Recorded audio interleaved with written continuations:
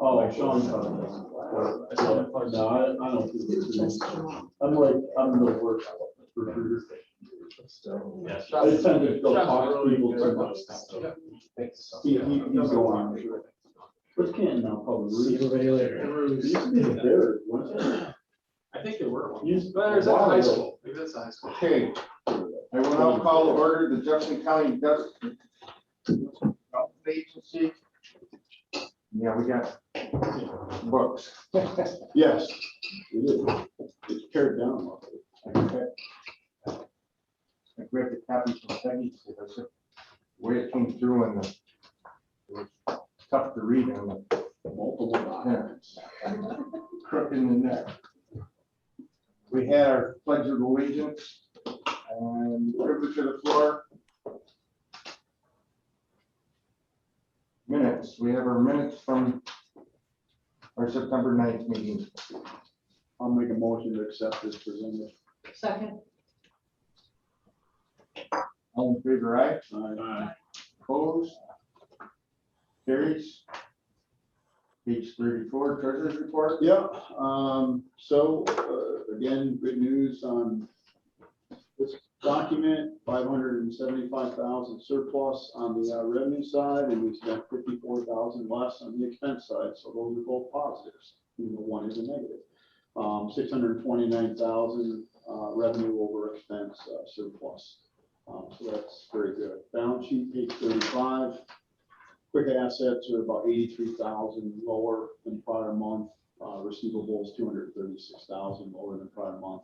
Mostly, it appears to mostly be for money dispersed through the Y, which you're going to see a lot of that through here as we go through the PCB removal process. So current assets are 323,000 lower than prior month. Our total assets are 308,000 lower than prior month.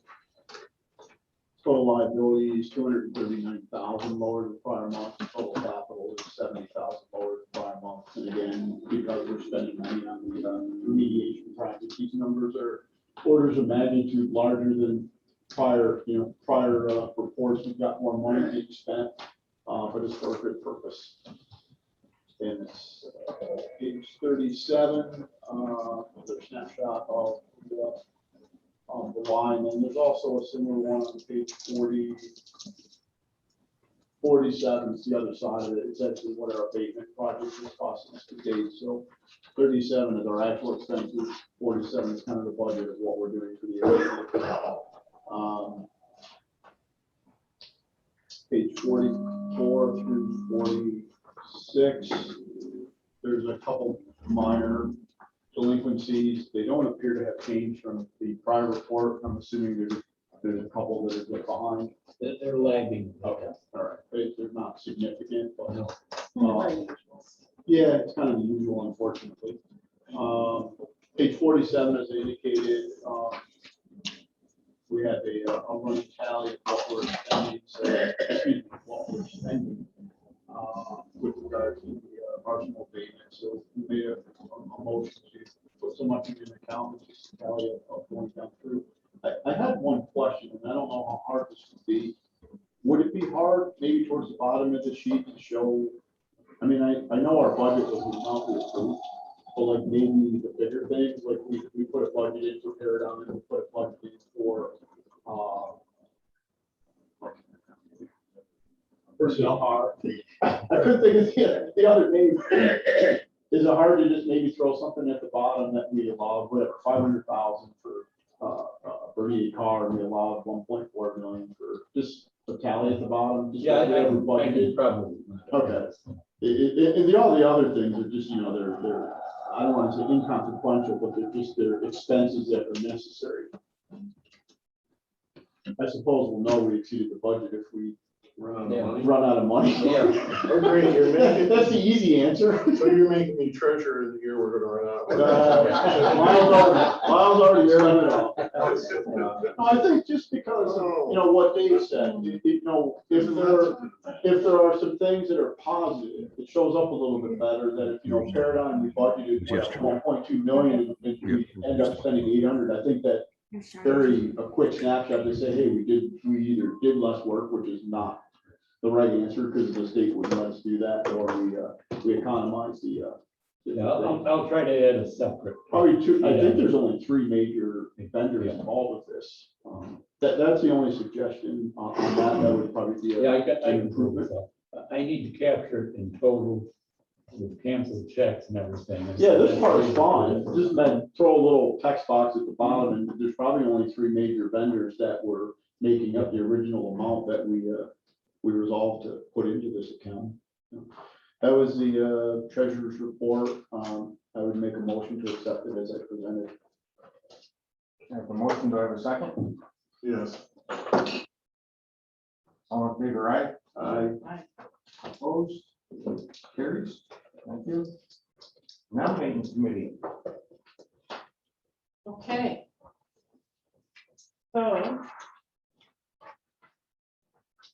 We have a proposed slate, which would have Rob as chair, John Jennings as vice chair, which is where he is now, Paul as treasurer, and Ed as secretary, which is where he is currently. Are there any nominations from the floor? So if not, I would move to propose this slate as read.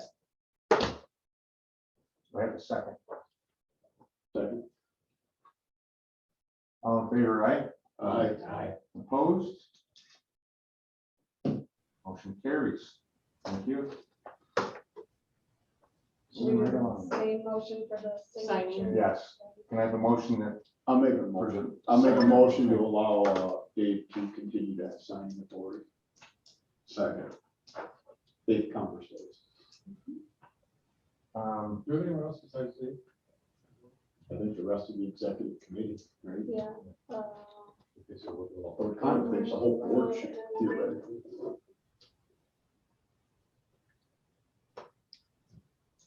I think we maintain the same signatures that we have.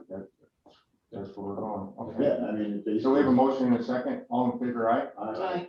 Opposed? Carries. Someone's asked Do Karen. we just might have to update records at banks and stuff, just the title changes and things, so we may Yeah. have to contact for signature. Probably. All that other stuff. Loan review. All right, well, we had a couple matters before us. We went through a Adirondack Hearing Innovations, a very small micro enterprise loan. We'll address that in a moment. That was withdrawn. Okay, yeah, well, it's still on the agenda.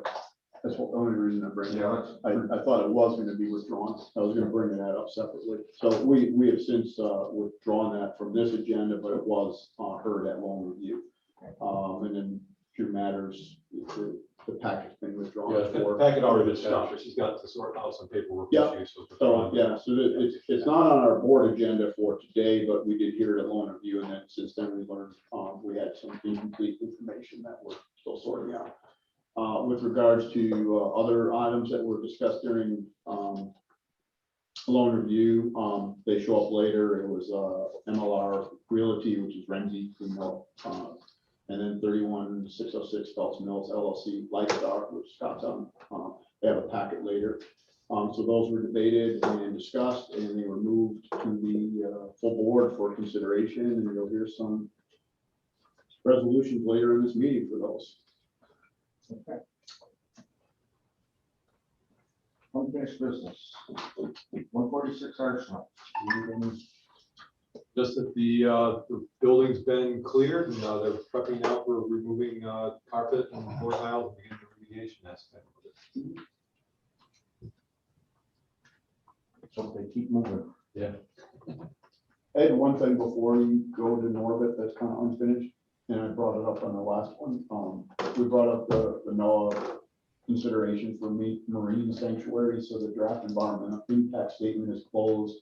There weren't a lot of negative comments, but with any government action, there's always going to be fors and against, much more fors, much less against. And so there's going to be probably through the rest of the year, maybe into the first quarter, they'll consider if the marine sanctuary passes the the task of actually getting that designation by NOAA. And I've also spoken with, the Marine Sanctuary Executive Director in Alpena, Michigan, and got a little bit more information. I'm gonna make another presentation to the county legislators. As I indicated, I think it's a countywide effort. I suggested the IDA certainly needs to play a role, or LDC, whatever, one of the alphabet soups. We trying to put together a PR packet if there is in fact going to be a heritage center attached to this. The county should win.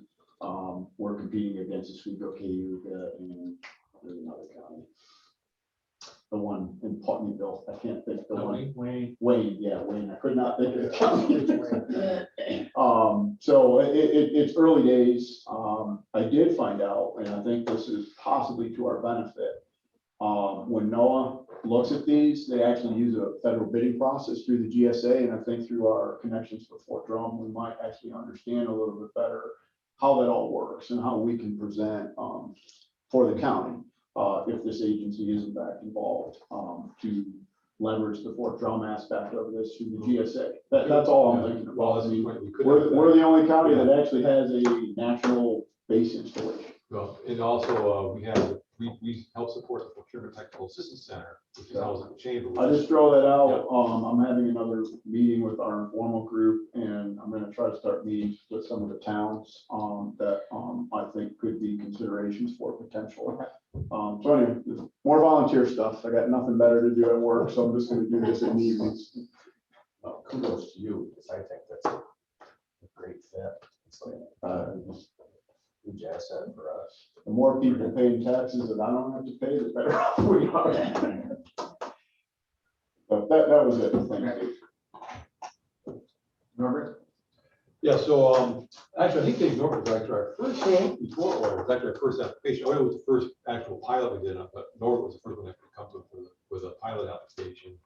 He'd asked for a refund. He's the one that sold his project to Convergent, that did the project with the Chimo, that basically was all constructed and you never heard from, and sadly they didn't really communicate with him well either once they sold the project. But he'd asked for the feedback, and I know our fee is typically non-refundable, but we didn't really do much with it, advancing it, because right from the get start, we knew the school was not supporting the pilot. I mean, Don did have several conversations and Bill as well with the school district. But it seems like a situation where I think the refund would be warranted.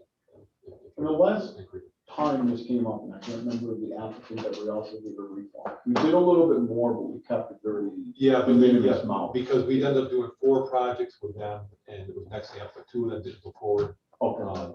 They went with the one directly now. So would Because it was a it timing issue.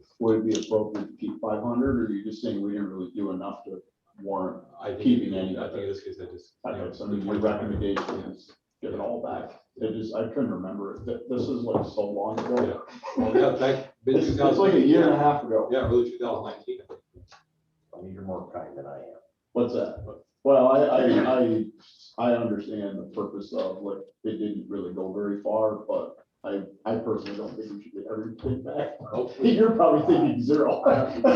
Zero. Yeah, I'm thinking 2,000, but I'm not a hard anything. It wasn't a cooperative. I don't, going back to that. Let's say it gently, he didn't help himself. Yeah, we spent time and energy. I I'm don't sure the know. previous executive director. Don did quite a bit of. Don just spent a lot of time. That spent a lot of time with them.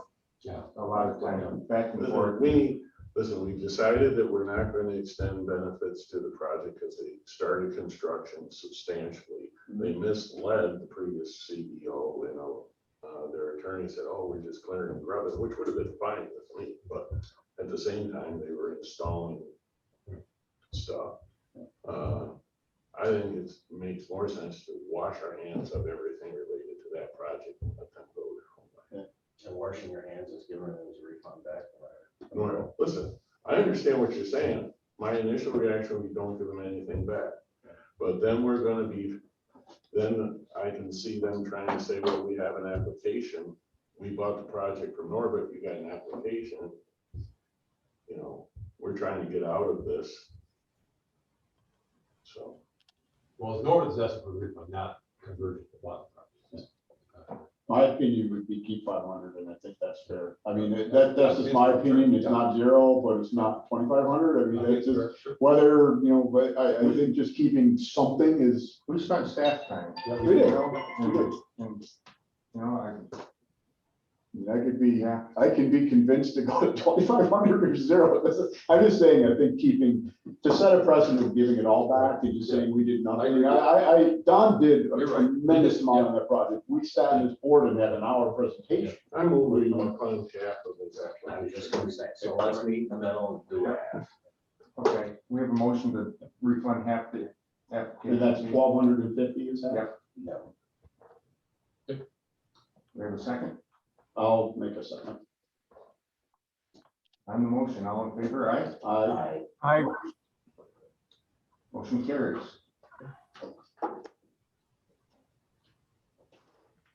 Same thing, new business as far as board packets, we'll streamline those a little bit, from material down.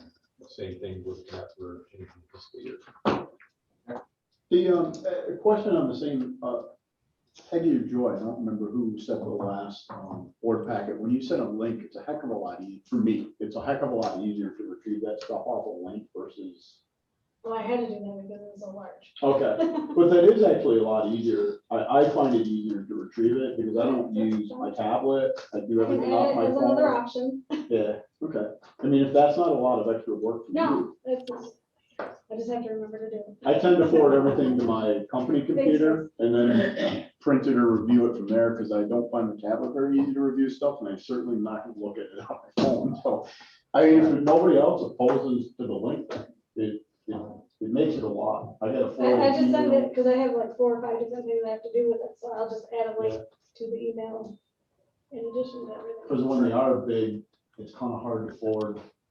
Yeah, they won't even go. Like some of them I have trouble getting to, so. This last one was 29 megabytes. Yeah. After I downloaded. We always have the option to include the link if the packet's long. We don't always have the option to include the attachment. Right. To our- Yeah. So it is a question if nobody opposes to that. The link is a lot easier to be able to access from any particular device you choose to spend your time reviewing. Yeah, it works. Moving right along, page 54. Resolution number 10.07, 2021.02.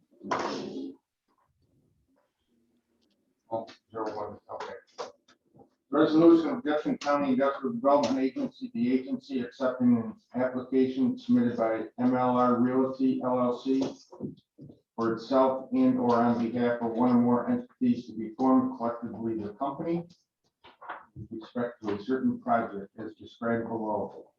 Authorizing the scheduling and conduct of a public hearing with respect to the project, describing the forms of financial assistance being contemplated by the agency with respect to the project. Adopting findings with respect to the State Environmental Quality Review Act, (SEQA), with respect to the project, and authorizing the acquisition of certain rail spur lands as defined herein. Entertain a motion in a second for further discussion on this. So moved. Second. Discussion. Marcia, you want to bring up that map Oh, for discussion? hold on. I have to do that. I think. Where do I do that, Marshall? Share It's screen. shared and then it should have been paused. No, it's not there Uh, anymore. It's gone. Is it this one? Well, it was. Yeah, it looks like it's. It's been closed. Just hit share, see what happens. Looks like it's trying to find. Oh, there it is. Oh, there it is. All right, great. Didn't have a, whatchamacallit. Yeah, I think just in case we need to refer to this during discussion, the packet did include the design of the building, but while Justin's talking, but you've seen this previously when we actually approved the land swap. But so Justin, I guess turn the discussion over to you about the project. Yeah, this, but just for context, it involves, I guess what you could call a somewhat complex land assemblage. I suspect much of the board is familiar with the city industrial park and the long project and long time development activities that have been generally led by the Watertown Local Development Corporation or the trust. The city's held lands area many years, and with the assistance of the trust is helps businesses assemble and develop lands within the industrial park. As a component of that, the IDA has also played an important role there. One example, just the immediate north of the colors you see here is Roth Industries. We're in the process of assisting them with yet another expansion on that parcel. So Renzi Foods, and they use a real estate holding company, MLR Realty, to own the lands. They've applied to the IDA for a connection with an expansion to. They own right now the 100,000 square feet of built-out space for a first phase of expansion. There's multiple phases proposed. The existing commitment involves about 20,000 square feet on the northeast corner of the building for 10,000 feet of refrigerated docking space, and then another 10,000 of ambient storage. Project. The assemblage is where it gets a little complicated, and that's why we're looking at this screen and the different colors. For context, Renzi owns the green, and the IDA used to be JDC, but the IDA, and we've done a lot of historical research here the last couple of weeks. The IDA, until literally in the last week or so, is owned what you see as kind of the bluish purple rail spur that until the last year or so located on that spot inside the Renzi parcel, but to date not used. It was built in anticipation of development many years ago, but never activated. As part of the Renzi site plan and the overall development of this parcel, the IDA, with the trust's assistance, relocated the rail spur just to the north. You'll see a kind of a magenta piece and then some orange pieces. The rail is now relocated there, and the IDA has essentially swapped with Renzi MLR Realty the bluish purple former spur for, at this point and thus far, the little magenta piece. About half of the rail spur is built out. The yellow lands, which are sitting on 3 separate existing tax parcels, are being acquired by MLR for the Renzi project through the city, essentially. They're expanding their existing footprint that is about 21 acres to nearly 40, 39 and change. As part of that, we're discussing the best approach at this point as to whether the IDA wants to be long-term owner of the new spur, whether the trust or ultimately CSX might be the better long-term owner of the new spur. So the intent until in the last week or so has been that the orange pieces would be transferred in title from the city to the trust to the IDA to hold the spur long-term. But as we talk with CSX and others, we may make a decision with trust understanding and commitment to perhaps let the trust own it and get it to CSX in the short term. But the big picture here is Renzi's got a great project. They're expanding, adding acreage. The proposal at hand right now involves an application to provide them with a sale leaseback or a lease leaseback and a pilot agreement associated with this new assemblage of about 40 acres, and provide them with a real property tax abatement on the new construction, which is about 20,000 square feet. They're also putting in a significant amount of new parking and roadways and site work on the interior of these parcels. So that's the quick summary. It's not your usual deal. It's not just one big parcel coming at us. We're working closely with the city and the trust to put all of the pieces together and get Renzi going as soon as possible. Then if the new construction will be on one of the yellow pieces, No, directly above the blue, or is it magenta, or? they'll be eventually using some of this yellow area for parking. I think they may have some future plans here, but right now, these 20,000 square foot is going on this end. Okay, so it's going Yeah. in more or less attached to the existing It's footprint. expanding. Yeah, I saw that. I have that, but this one was color coded. I was trying to figure out where everything So it's was. about 10,000 square feet of refrigerated storage, 10,000 square feet of dry. the footprint with the arrow on it right there, that's their 20,000 square foot. This is existing, right there where the arrow is sitting is vacant ground. That's So where they're bumping. they'll be building out there, yeah. So I'm sorry. Ms. I was just gonna say, aren't there some DEC issues? Well, there's a wetlands down by the Railroad Corps, but they're applying for they've got to wait for Army Corps wetland permit before they proceed. Yeah, so- And the wetlands are on the lots that are settling into the green, but not on the present green. Right. Well, the wetlands are right here, which would be Right, that yellow. westerly of the westerly yellow piece Yeah. has to be where the wetlands are. So the wetlands. Well, come yeah, into but play. Army Corps is also saying that the drainage ditch along the old railroad corridor here, that Well, of constitutes course a there is. stream. So they have to get a wetlands permit and we'll have to come up with some, we don't know yet at this point where it's gonna end up, what's gonna be required. Isn't every road Some in sort of county mitigation drainage? plan. Jay, yep. Jay's actually, as you might have more, Jay looked into it more for me, keep more on top of the wetland stuff from giving his background. What would you like me to comment? Just what you understand of what's happening, I think it is like wetland. Right now. Well, with the new administration, they reverted the Waters of the United States ruling back to the Obama era ruling, which means exactly what you said. Pretty much most waterways, a ditch, a stream, if it contains the right hydrology or anything, it becomes a federally regulated wetland. And in this case, those are connected and those are Army Corps of Engineer regulated wetlands. So we do have to make sure that, those permits are put in place before work begins, otherwise you get in trouble. Is that what you were looking for, David? Yeah, so that's in their hands now, so. I would just say, I think it makes sense for us to get out of the land ownership of the railroad bed and transfer it to the trust. So if that's the way we're thinking of going, I fully support it. I agree, and actually, I think that ultimately, if it were owned by CSX, It's better for everybody. it's better for everybody because they can maintain it. Yes, we need to, we have to look at that.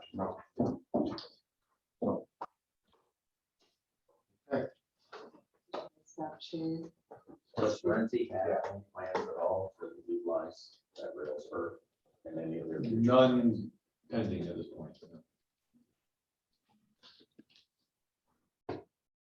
Anything else?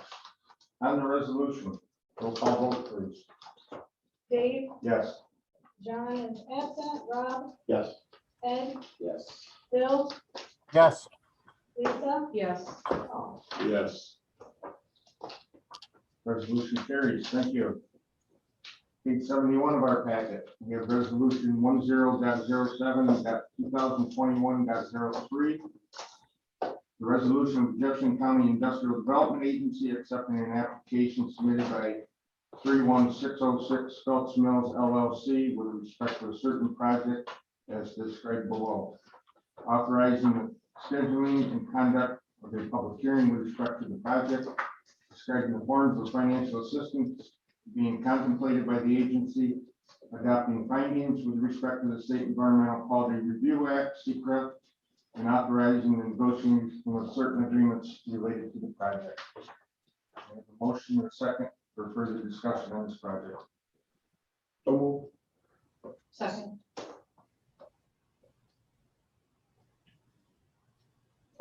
So, Discussion. yeah, so maybe you want to have Justin give a quick summary, and then we have Scott Greenberg from Lake Star on the screen here with us to answer any questions. Morning, everyone. Thank you. morning. Justin, you're muted if you want to start. Whoops. Just to set the table here, this is the initial project resolution for the Felt Mills project, where the IDA considers acceptance of the application form and then authorizes the scheduling of a public hearing to consider the pilot benefits that they're applying for. Scott can probably speak a little bit more to the size, scale, and status of the project itself and answer any questions that the board might have. And then I can certainly be happy to hand it over to him or to Dave to guide the discussion. I want to just a quick overview of the project and where you're at, and then we can follow up with questions.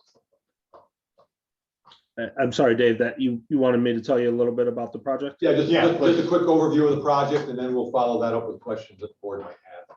Sure. This is a 3 megawatt ground mounted solar facility. It's very close to the military base. We've done just about everything we could possibly do outside of coming to resolution on tax payments. So we've got wetlands delineation. There are no wetlands. We've gone through everything we need to with the FAA to be sure that there's no glare issues or anything like that. All of our SECA work is complete. This project is as shovel ready as we can possibly be at this point.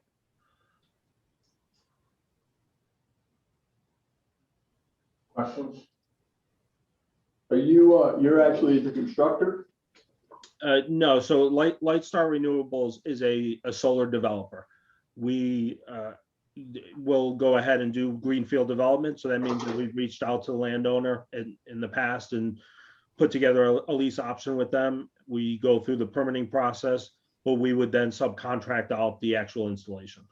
Okay, so you'll own and operate this for some period of time? So this particular project is earmarked for a transaction with a company called DSD. So we at Lightstar, our intent was never to own this asset, but to sell it to DSD. We've sold a number of other assets to them. They're originally were an arm of GE. Now they're a reputable solar owner and operator. And DSD is distributed solar development. Correct. Yeah, this is a community project. Yeah. We identified. Transaction occur. The intent is the transaction would occur immediately after having an executed pilot. This is the last conditions precedent for. Scott, why wouldn't the developer who's done all the due diligence to buy this, not just buy it now and be the applicant we grant the benefit to? That's a great question. It certainly would be my preference to go ahead and close and have DSD go through this process, but they've pushed back. They look at this as a risk on the project, especially since some of the feedback we've gotten from the town directly from the town appraisal was not positive. And so in order to close, they want to make sure that this risk is eliminated. They'll be the ultimate beneficiary of the financial assistance.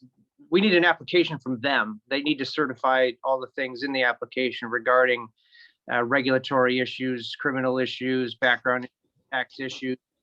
The applications and the approvals are specific to the beneficiary of the assistance. So what you're setting up is a process where if we approve this pilot and you transfer the project, they need to come back to us anyway. I wasn't aware of that, but good, helpful to know. There's a transfer of any kind of majority control inside the LLC. We have a new applicant. It travels right up to the taxpayer. So, and this isn't uncommon. We know how the industry works. That you're kind of bundling and setting up attributes for an actual taxpayer to either hold the RECs and the ITC for their own benefit or syndicate it through tax credit equity. Exactly. That's kind of how it works. The issue generally, and without going down a rabbit hole here, is that the IDA is a regulated body. It's not just a town that can sign a pilot and not worry about who's on the other side of it. The IDA is a regulated body. We need to work with and disclose who's the actual beneficiary of the assistance. We're regulated by the state. We track your pilot payments. There's reporting every year. So anytime things change hands, it kind of becomes a little bump in the road.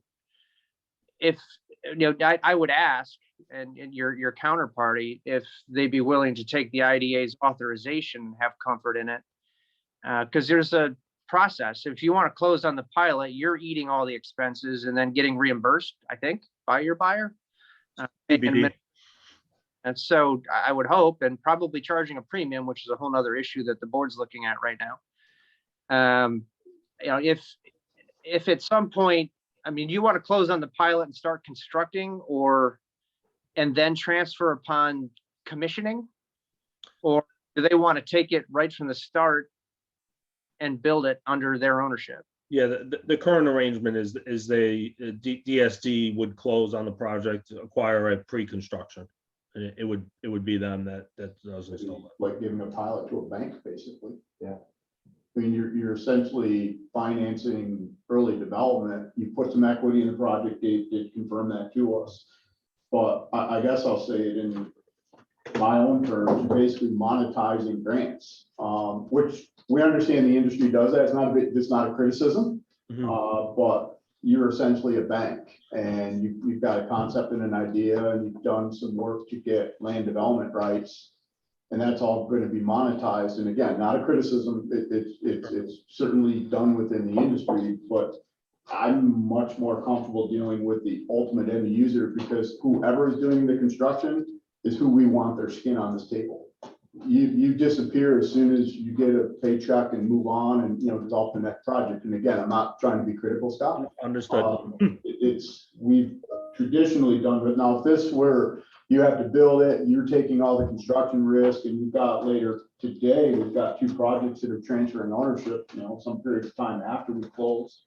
That's not entirely uncommon, and I might personally feel much more comfortable about that, but that's just my personal opinion is we're essentially be granting a pilot to really the status of a bank. You're a bank, you're financing the early development, you're a banker.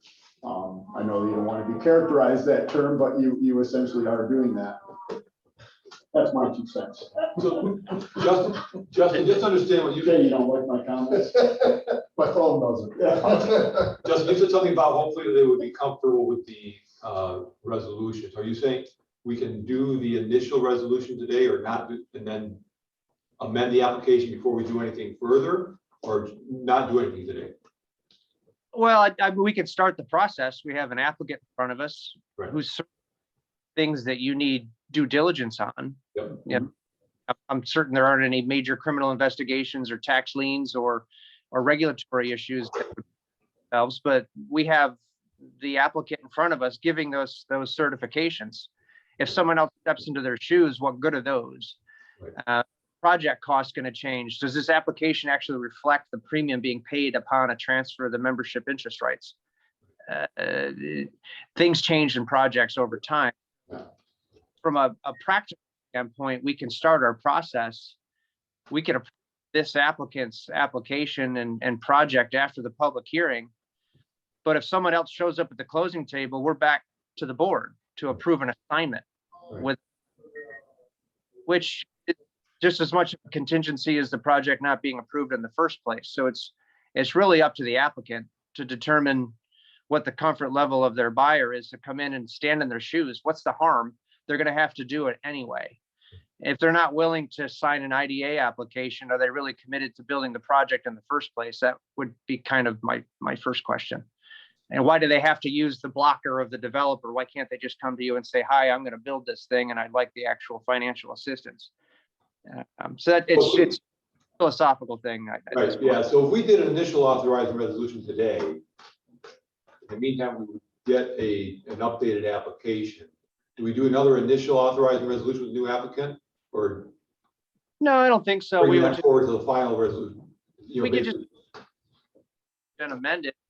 We understand that there's new equity and ownership in play, but if they're not willing to do that during the pendency of the pilot approval. Everyone understand that we're not going to close on an application signed by a former owner. Right. Yeah.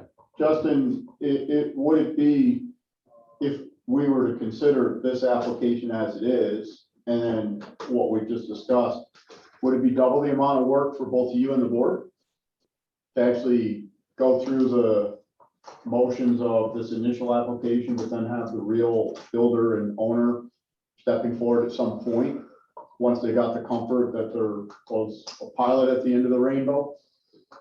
Not necessarily. It's not a huge lift, and we have 2 examples here in our agenda, with Green Street Power Partners, who over projects from Omni Navitas, who were telling us that they were the builder. But so again, this isn't unique to just to the folks that are in front of you right now.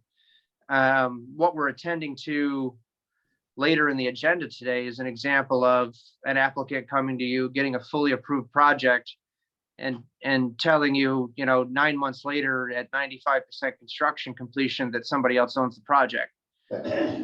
not going to close with them because who are they, right? So what we do and what we have done in that context is have the new owner, which is going through a tax credit equity transaction, update the application to reflect the ownership as it's now, and recertify the application. And, you know, by the by, the project went. So if there's a delta between actual certified costs, that's an important metric. Is it inappropriate to possibly think about amending the initial resolution that we put a time bar on, that we asked within 45 or 60 days or some period of time that the real builder and real owner step forward and submit an application as a consideration? Possibly the resolutions can speak. And the energy, the Renewable Energy Committee is in the midst of looking at a number of enhancements to the IDA application. One in particular we batted back and forth last week was to put a big disclaimer top saying, you know, list your ownership. We want an ownership chart now right up to the ultimate taxpayer. If it's 5-10 layers deep, we don't care. We need the details. Yeah. You know, capital letters, bold, this application is specific to this equity. You know, it's kind of like Monopoly, do not pass go. Not collect. So, Just big disclaimer that, you know, this is specific to the folks coming to us today. And I can give you some extreme examples. We've had closing calls with a whole bunch of people on it. We're like, who are you? So we're trying to set it up so that industry's fully cognizant of the regulatory stuff that you deal with. You're not just, you know, putting together a coupon and that can be traded off. It's specific, and we need to understand who the beneficiaries are throughout the whole process. So I'm kind of just thinking, you know, after this, you're gonna start having, you know, public hearings and all the other type of stuff. so And it'd just- be nice to have like the person who's planning on actually doing the development, physical development, and own it and operate it, be the ones in front of the town, the school, and, you know, et cetera. well, so clarifying the process here for the board, for Scott, and for Justin to have a chance to correct me if I'm wrong. And one, as far as the timeline, I don't know if we need to add that, because I think it's gonna be on the developers' best interest to want to get back to it as soon as possible so they can move forward with the project. So we would approve a initial authorizing resolution today, schedule the public hearing. In the meantime, require, and then before we do anything further formal to approving anything, request an amended application with the new anticipated owners information. And once we've done the public hearing, that, you know, barring there's no other changes in the project, we'll come back to the board with a final authorizing resolution based on the amended application and the new ownership information. Is that correct, Justin? ideally, yes, but the applicant may get a reaction out of their buyer saying, no, Right, give me the pilot. I'm not buying this thing until I have the pilot and ink on it. right. I think what they're saying is that they would close with us, so the contract here would be an approval in hand. And then they'll step into the shoes of the current LLC. If that's the case, that we just need to let them know that they got to come back to the board. Okay. They're making in hand, much like the GSPP projects that we're looking at next. There's an approval in hand, but a post-approval discovery in that context. At least we know something's afoot now. That there was a change in ownership. In this particular case, it would be, and I guess one of the questions that I would ask, if there's maybe a little bit more of a detailed status update, what is the status of construction and what is the appetite for timing on closing? Is this something that needs to occur before the end of 2021? Or are we looking down the calendar until later next year? Sure, let me jump in and I'll, if you don't mind, before I answer that question, I will answer it. Do know that there is an option B for us at Lightstar. The MIPA, the Membership Interest Purchase Agreement with this particular site and a couple other sites, it was executed some time ago. Lightstar is now in a position through our equity ownership of Magnetar. They're an equity fund, something in the whereabouts of $14 billion. We are now in a position where we are building, owning, operating assets, solar assets in the state of New York. There is a scenario where we could own this one. If we do not close with DST, we would go ahead and build this as the applicant, and we would operate it as well. And to be honest with you, that is our preference. If it wasn't for the fact that we haven't executed MIPA, we would be, and I'd be sitting here today telling you I'm got an EPC, a contractor lined up to build this project. So do keep that in mind. There is a scenario I could be sitting here saying I am the long-term owner and operator of the asset. But because I have a contractual arrangement with DSD at the moment, I can't say that. So I hear your points loud and clear. I've been doing this for 10 years, all valid points. And I'll definitely take that back to DSD and say, hey, look, guys, it's the chicken or the egg here, and see what they say.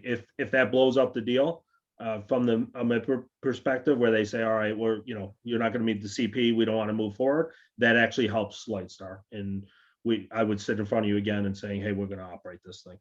So I just lay out your options again, just repeat them again as I understand it. So we can do the initial resolution today, do our hearing, bring it back to the board for the November board meeting for final approval. You could sell the project, but then DSD would need to come back to us at the December board meeting to review an amended application before we could execute any pilot agreement. Understood. Whereas if based on the initial authorizing resolution today in our public hearing, if DSD wants to close the deal with you, submit the amended application, then if everything's done in time, we would be approving a final authorizing resolution at the November board meeting for DSD to have the pilot, and then we could execute the pilot later in November. So basically, they lose a month. We can proceed today, but if they want to actually have the final approval done with you before they buy it, then they'll have to come back to us in December, as opposed to if they step forward before November. It just saves them a month in terms of timeline, depending on what their schedule is. Understood. On that topic, could you talk about the public hearing? What's the timing of that? We schedule that. We have to. It'll be later this month. We have to do at least a 10-day public notice, and it has to be done before if we're going to act in November, it has to be done before the November board meeting. Gotcha. Generally, there's very little attendance at those things unless the project's controversial. It's pretty much just, public hearing, held in the municipality, be held in the Rutland Town Hall, most likely, because that's the municipality where the project's taking place. We review the benefits being considered for the project, gives people a chance to comment. Usually there's no comment. And then, but if there is comment, it's something we bring back to the board before that they can consider before they take their final action. Sure. Before I forget, Justin, to answer your question initially, as far as timing, there's no scenario where this project would be turned on this year. So it would be next year, and whether we started construction, today or in the spring, it wouldn't have a strong impact on commercial operations. So now, to circle on both points, we don't want to be the tail that wags the dog. Certainly, you're going to do what you're going to do under your MIPA. We get it. Right. It's just administratively we need to stay engaged with the equity owner that is coming to us at closing. And if it's you guys without executing your sale, fine. We would just close with you in the normal course. If the MIP are met and they step into your shoes before we get to a closing, we just got to raise our hand and say, the board needs to take a look. Pilot's going to change or go away. It's just, there's a condition that we need to get some certifications from folks that are getting the benefits. So it's not necessarily like the pilot dies or the authorizations are no good. It's just from our perspective, we just need to have a look at who's at the other side of the table. So that's one point. So don't let us mess up your deal. No, understood. Just we need to disclose that there may be another look, not necessarily a huge bump in the road, but it may throw 30 days into it or something. But feel your way through, and if the approval that we ultimately could grant in November, it gives them the comfort to execute. Okay, just let us know, and then we could open the hood quickly and December perhaps endorse the change in ownership. My question on timing is not necessarily when you're going to be in commercial operations. When do you want to close on the pilot? You can't. The pilot really, it's not something we close. Well, it happens, but reluctantly, and it's not a good look when you're 90% done and like, oh, by the way, we want to sign this thing now. it should be signed before construction starts. So if, my question is this going to close this year is a specific question. And if you're going to start this year, it should. You have until March 1 in a town where there's a tax status date of March 1 to get it tucked in. If you anticipate completing it next summer, we should close before March 1. Agreed. So if you could give us a sense of what your preferred timing is, there's a cost that goes along with closing. Are you going to absorb that on your side of the development pro forma, or is that something you assume that your counterparty is going to pick up and close this year? Our assumption today would be that we would handle the closing costs on the pilot. Okay. Scott, I got a quick question. Why was 3 megawatts a fit for this project? It's geographic. If you take a look at the actual lot, it's really all we could fit. There is an area that was carved out potentially for a cell phone tower. We need to avoid that. And, that's it. If we could build bigger, we would. Basically the community solar program in New York allows us to go up to 5 megawatts AC. If we could fit that, we would have, but it's just. Thank you. Yep. Scott, there was a question on market. Typically with these projects, and maybe they vary by company, but I mean, how much of that power is sold within the boundaries of existing municipality where it's located, or the county versus outside? Is that Sure. Is that pretty standard? So no matter whether it's DSD or Lightstar that ultimately is the owner operator, either way, we would contract with a company called Arcadia. Arcadia is a best in class community solar aggregate. So they also aggregate for other services too. What they do is they reach out to communities and they basically sign up residential owners, homeowners, to say, hey, we can save money on your energy. How we do it is something you don't really have to worry about. We're going to manage your system for you. We're going to manage your house and your energy bills. And so they do that in targeted markets. So when they say, hey, we're gonna focus on Buffalo, we're gonna focus on Watertown or wherever it is, they target that market in a number of ways. They do it online, they do it through Facebook, they do it through Instagram, and then they do it through local town centers. They are going to the local stores or local grocery stores, wherever possible, and solicitate customers. And so once those customers do subscribe to the savings, then the Arcadia will allocate them to the solar projects. And so there are certainly cases where Arcadia might already have customers in the area right now. And that is their focus local. So if the targeted market doesn't work, that's when they expand. So there is a scenario where they could actually have 100% of subscribers if there are enough interested parties locally. I have a question for Paul and Bill. This came up at loan review, and this is my recollection. I didn't go back and fact check it, but this project appears to be one of the higher tax abated based on our 5,500 megawatt inverted, and then it also, I believe, is one of the lowest cost benefit analysis. I think there was one that's lower than this. I don't. Do you see anything atypical about these numbers that are on the? You did get this, right? Well, when we looked at those, remember we talked about we're being consistent what we've done with other projects for the pilot.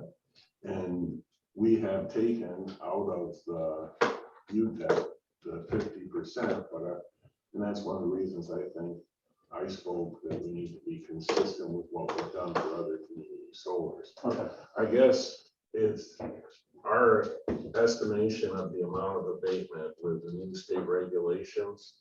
It's kind of hard to say. I think it's going to push the values down a little bit, especially on the smaller projects.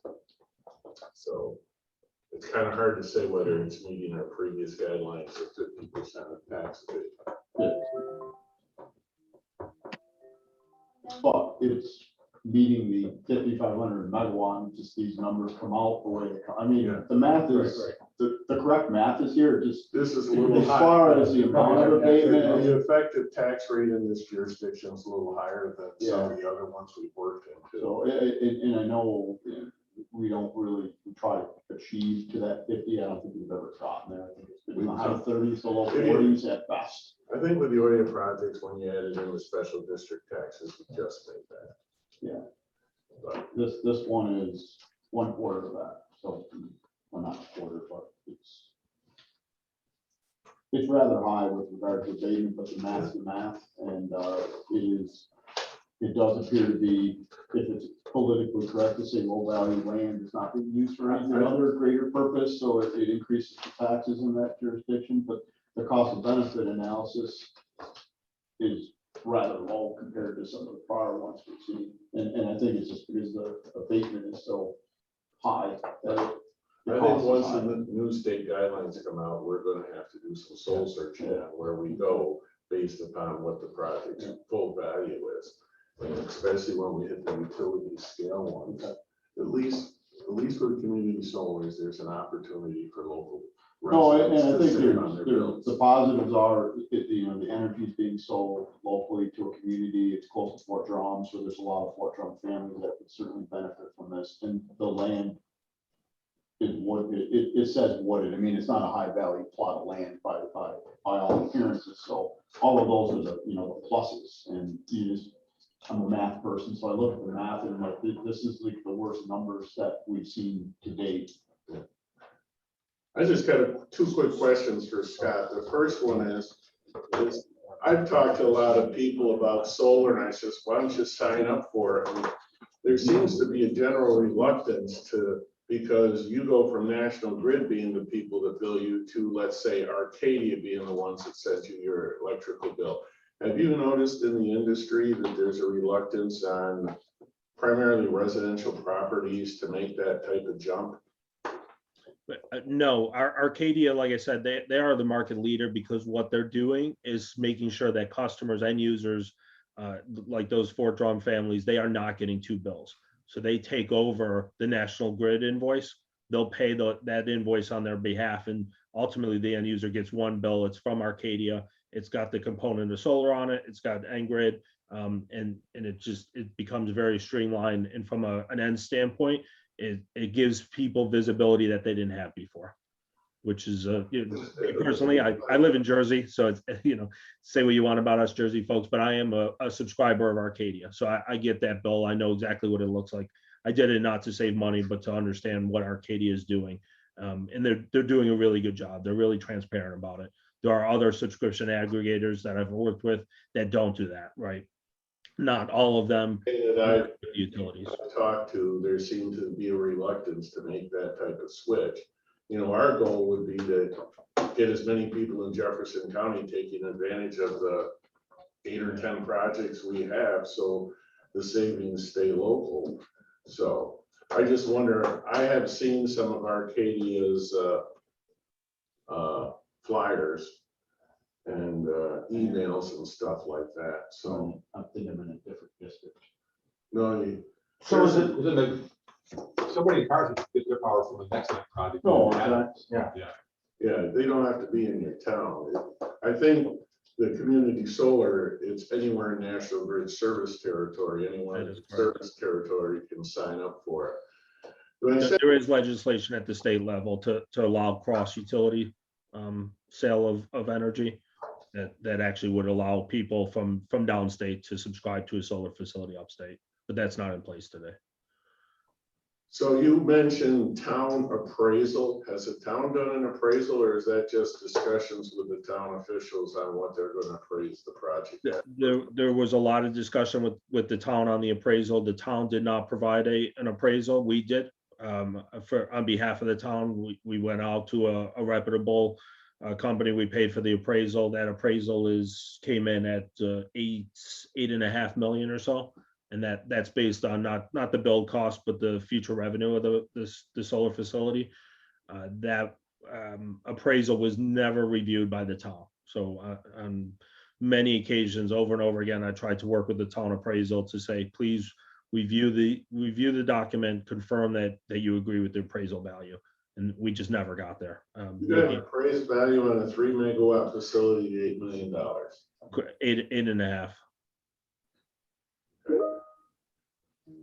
And so the full tax, Regardless of what the assessor is telling you, come March 1st of 2022, he's going to have to use the state's methodology, which is a discounted cash flow and all the parameters that they establish. So and we've looked at that. The appraisal value will probably come back very similar with that, with the new methodology to, you know, in the $8 million range.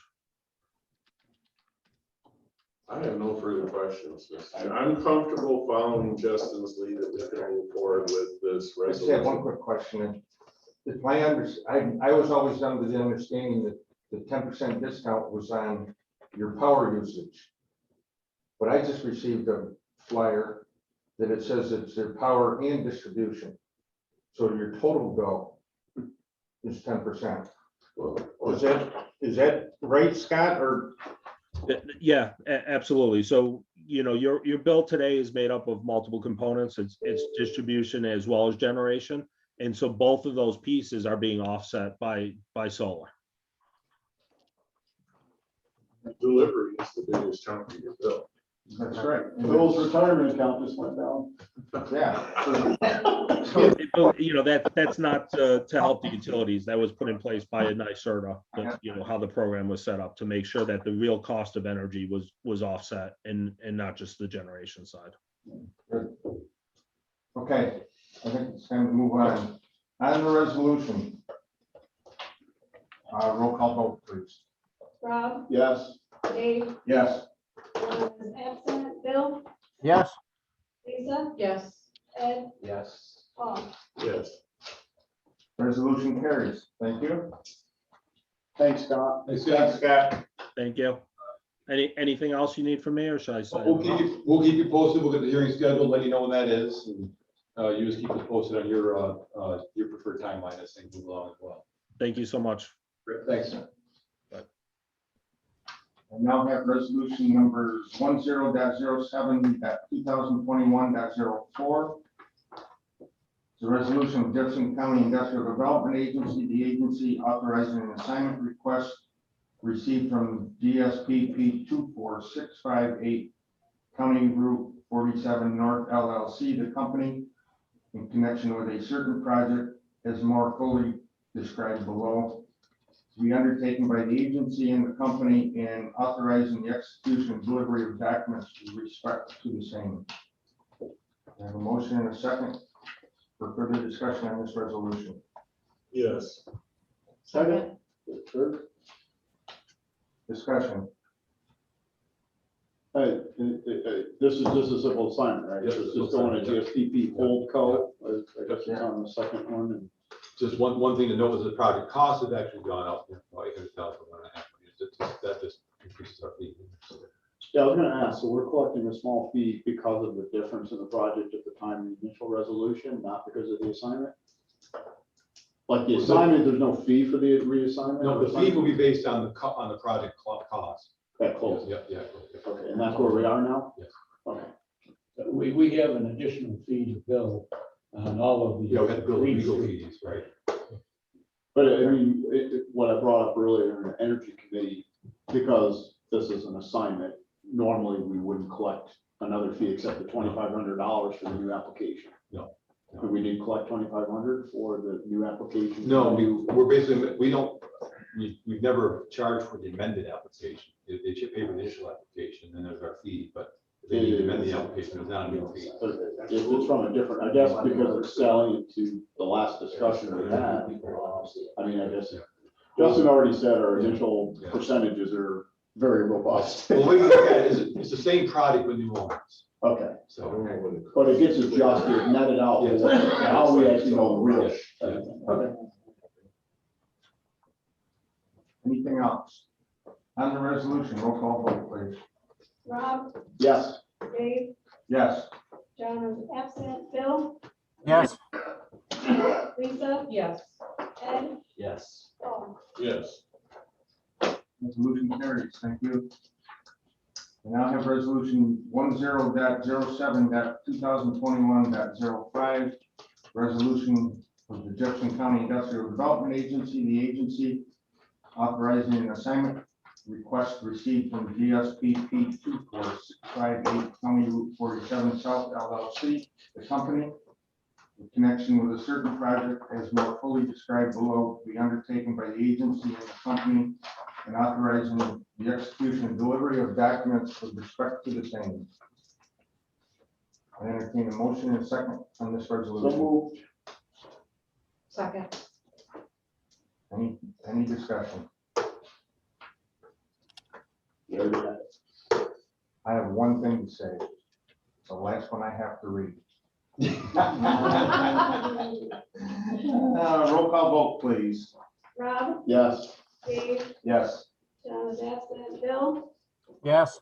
Lisa, Yes. Ed, Yes. Paul. Yes.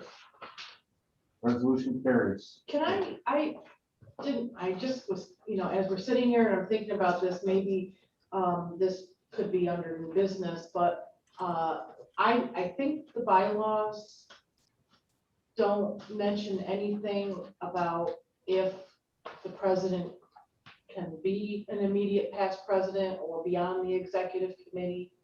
I know that some boards that I'm on, several actually have it, or they have changed it so that the outgoing president is the immediate past president and can still be on the executive committee, so to speak. That's treasurer. What's that? As treasurer. And so I just wondered about whether we should I would like to propose maybe changing the bylaws to recognize that, and maybe have Dave be recognized as the immediate past president, so that we have that continuity and your historical, institutional knowledge going forward, and that it would be more of a formal. We give him the title president for life. Easy, I'm in. I work with a customer that has it. But is that normally for 1 year after? Just That's until. It's for as long as the Until there's another person that Until there's replaces the last. until there's a new president, and maybe because you've been president for so long, and anybody that might have been an immediate past president has is long gone, that maybe it's just never been, I don't know, thought of, and I don't think the bylaws really get updated that. Well, we do review the bylaws typically. In fact, Governance. if the board wants to do that, we can consider that a governance. And I haven't looked at to really know, I assume we can check that if we don't have a past president, we certainly do that for months. And we've got a governance committee coming up later this month. They can review that, recommend it, the board could act on it. Yeah, I would like to propose that, and because I know, and a good example is the Historical Society. We had Francie Calarco as the outgoing president, but she was also terming out. And she actually was somebody who had been there the longest, that had the most information. And so we were like, well, let's change the bylaws so that she's recognized as the immediate past president and would stay on. And I was president then, so as long as I was president, she was on. The JCC Foundation Board does the same thing, same way. Whoever the outgoing president is, which is Peter Walton, he stays on as immediate past president and on the executive committee until the current president moves on. So, Most boards I might have that too, yeah. yeah. Good idea. They should also have to read all the resolutions. Well, in the absence of the chair? No, just because they have more experience at it. So, Okay. so I would like to propose that. I think That's a it good- just is good governing. I think that. So make a motion for governance to consider that. I would like to make a Update it or motion whatever. for the Second. governance committee to, look at the bylaws, revise the bylaws to include, in the executive committee, the immediate past president. I'll second that. It actually gives our applicants some continuity trail as well. I mean, look at it from the outside. If there's still Yes. some leadership, very involved, not just the name in the list anymore. Yeah. It gives our application. So Dave, if that, obviously if the governance committee goes through that and makes the change, then I guess you might not be getting away too soon, Dave. Is it gonna be IDA and Yeah, I would say all three boards should, and, yeah, review, have that reviewed for all three boards. Okay. Okay. Happy Good Friday. Okay, so do I have to stop the recording Yes. and then restart it, right? We haven't adjourned yet, sorry. Anything else for the IDA? Motion to adjourn. So move. Second. All in favor, aye? Aye. Opposed? Okay, stand adjourned. No,